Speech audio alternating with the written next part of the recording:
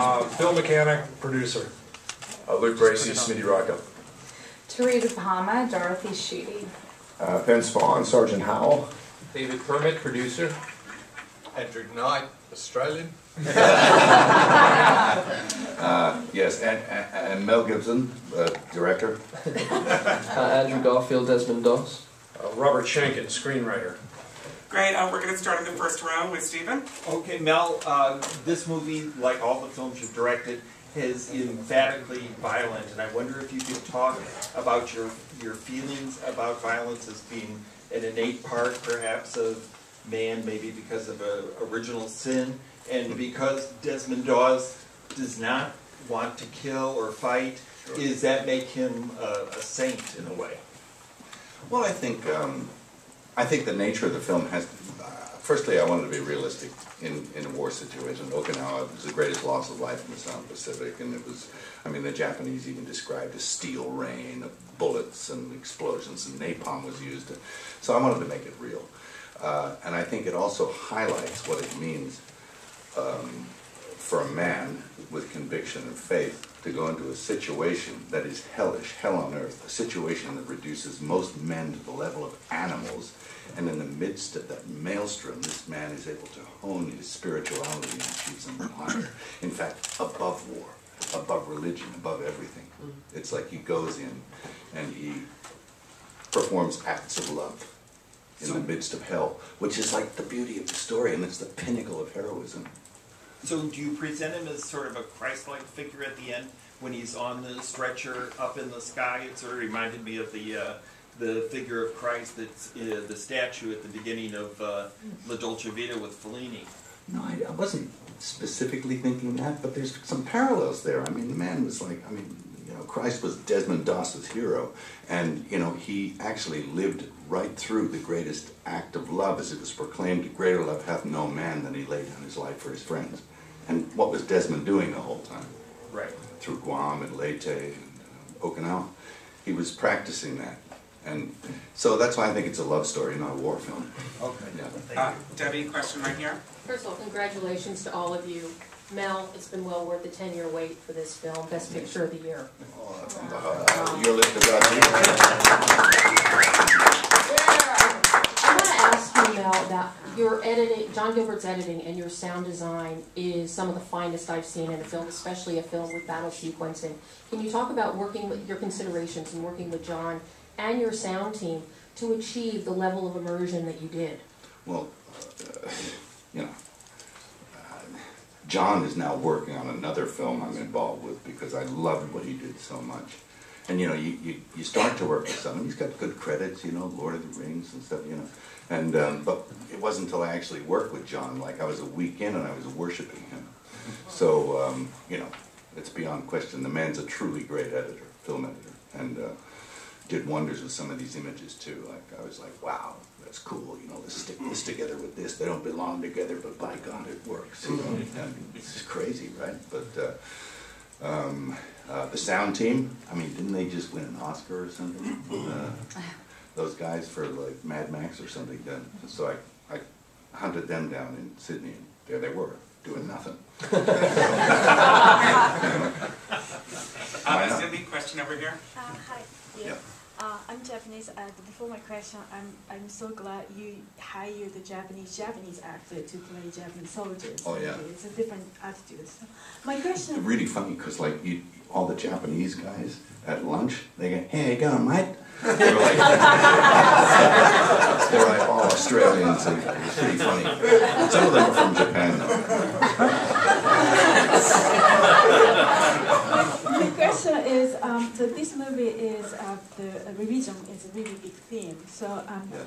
what's the relationship you and the religion face, and how influence your everyday life about the religions for you? Me? Well, look, I'm a poor practitioner. You know, I would like to have good faith. That's why I see stories like this with a guy like Desmond, whose faith is unshakable. And I'm like inspired by that. And maybe I could take a leaf out of his book on some level. It's not about religion so much as it's about faith and conviction and standing by it and just pure love, which is at the heart of, you know, God, I think, which is like, you know, as far as I go, and I'm imperfect, you know, I'll sort my stuff out, maybe in private. Question right here. Yes, hello. My name is Rama. I'm Seventh-day Adventist, born and raised, third generation SDA. So Desmond Doss is like Hercules, larger-than-life legend in our community. I've heard about him since I was a kid, and he spoke at my school, last year University, before he passed. So thank you for making, for bringing his story to the big screen in such an awesome way, guys. Thank you so much. Desmond Doss is our hero. So my question relating to that, in the movie could have just said, you know, he's just a Christian who wants to, you know, hold on to his faith. But no, your movie actually specified and informed the audience that we SDA are mostly vegetarians. We SDA, you know, worship on the Saturday. So why do you think it's important to point that out, and how much research into our SDA community did you do in the process of making this film? Do the writers maybe want to address that specifically? You could start with Robert, because Robert really did the groundwork. Well, I don't think you could tell the story of Desmond Doss and ignore his faith, his religious practice. So it was very important to all of us to get this right, to be accurate. I think it undergirds who he is, and it also, I think you know, Desmond is such an extraordinary, such an unusual hero. He comes into this situation in the Army in 1944, as you point out. He's a vegetarian, and he doesn't work on Saturday, guys, because that's the day I worship, and I don't pick up a gun, and I'm a pacifist. You can't tell this story without speaking to the religious faith that undergird Desmond's life and was such an important part of his experience on Hacksaw Ridge. And also the possibility of the army coping with someone who has those kind of conditions put on them. I mean, you could almost understand why the army thought this wasn't going to work. And what's so extraordinary is somehow he made it work.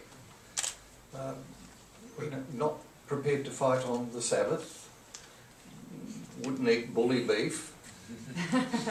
Extraordinary. And yet, of course, he does make that final compromise on the last day to fight on the Sabbath, because, as Mel points out, his love for his fellow man, which is at the heart of his religion. And so he's not a man who's incapable of compromising. It's just that it must be of the highest order, and that's the choice he makes on that day. Question right here, Angela. My question is for Andrew. You did a fantastic job, first of all. And since you're playing a gentleman who most of us have never seen before, maybe we've heard of him, but we haven't seen him before, did you kind of go the extra mile in terms of capturing that character? Because there was some video of him and that kind of thing, but did you just kind of create him from the screenplay?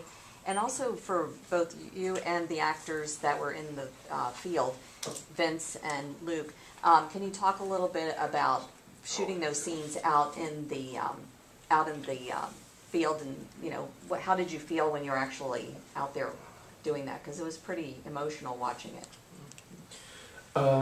Well, first of all, it's very rare that you read a script that, as an actor, for me, that I go, oh God, I have to do this, and it's a horrible feeling to have the longing to tell a story be greater than the doubt about if I can do it or not.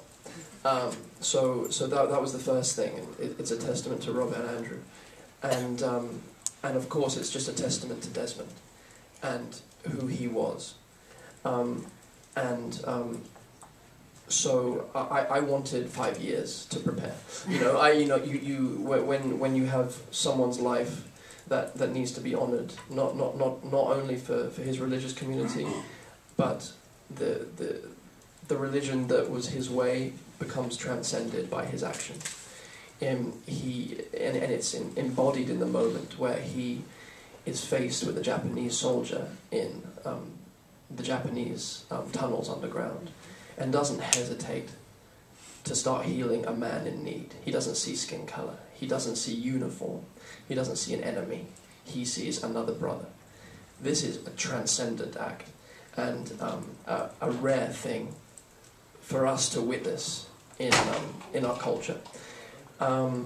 So for me, it was I wanted to know everything. I wanted to read everything. There was a particularly profound moment where I went to Chattanooga, Tennessee, which is where Desmond eventually retired and passed away, and I went onto his old property and went into his old woodshed and handled his tools and walked around the lake that he would walk around.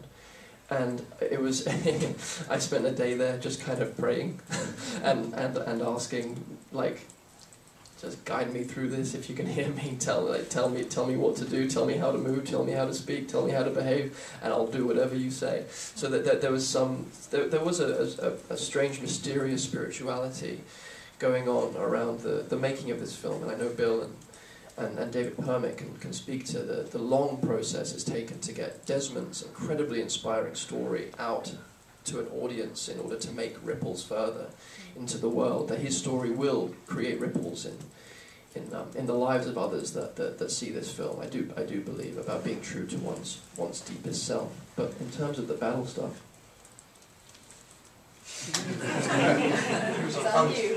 yeah, I mean the battle stuff, the production designers and everyone in the crew down in Australia did such an amazing job creating a hell-like landscape, yeah, in the back of Sydney kind of thing. And the first time we saw the battlefield was kind of, as actors, was kind of the first time that we go over the top on that rope, and you couldn't help but be struck by this absolute devastation. That's one layer on it, and then also the special effects guys with their kind of new types of box bombs and pyrotechnics kind of added another layer to it. And you know, you're going in there, and it's funny because in one point you're kind of going, oh, how you can't even imagine what they went through. And it's like, wait a minute, that's exactly what we're trying to do. But it really helps that everyone involved in the whole kind of filming of those battle scenes was so on point and so ready to tell the most truthful story from Mel all the way down. But then it's also that melding of that fear and that truth, but also making sure it's clear. And I think Mel was kind of instrumental in helping us portray the truth, but also technically as well to make sure it was as clear as possible.